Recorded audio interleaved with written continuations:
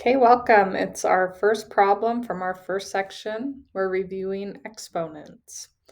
So our first question here has 4 parts. We're finding 3 to the 4th, 10 to the 1st, 2/9 to the 3rd, and 0.7 to the 3rd.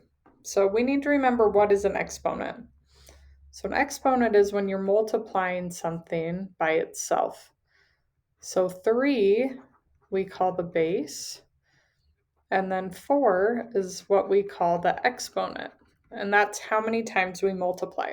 So 3 to the 4th really means 3 times 3 times 3 times 3. We take the base, 3, and we multiply it by itself as many times as the exponent tells us to. So 4 times. So if I put this in my calculator, I'm going to go to Desmos Graphing, and I could type in 3 times 3 times 3 times 3 and give me 81. But our tools down here in our calculator also give us exponents. So I could do 3 and then raise to the power of 4. And I'm still going to get 81. So this equals 81. And you would type that in as your answer. Make sure the preview matches. So 10 to the 1st just means 10 one time. That's our exponent. And again, if you want to use your calculator to check, it's just 10.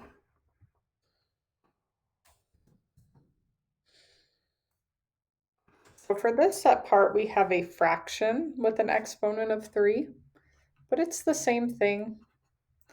We take 2 to the 9ths 3 times, and when we multiply fractions, we would multiply all the top numbers over all the bottom numbers.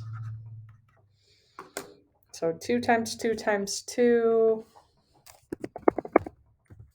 9 times 9 times 9, oops. So 8 over 729. But again, you can put things in your calculator. I'm going to clear out these old ones just by clicking the X's. So if I do parentheses, and then a fraction is divide. So if I do 2 divided by 9, that's how we get fractions. Close my parentheses to the exponent of 3. And this button right here will always turn your answer into a fraction. So 8 over 729, which is what we got. So over here, here's your fraction. Or again, remember you can always use divide, which is slash. Either one of those works, 8 over 729. And then our last one is a decimal, but it would be 0.7 times itself 3 times, because the exponent's 3.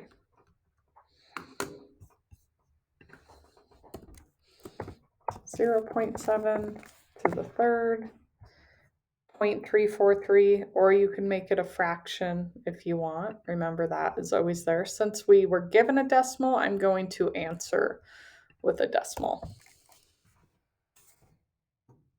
And make sure your answers match in the preview section, and then you'll hit check answer. And if one of them's wrong, you'll have more options there to correct it.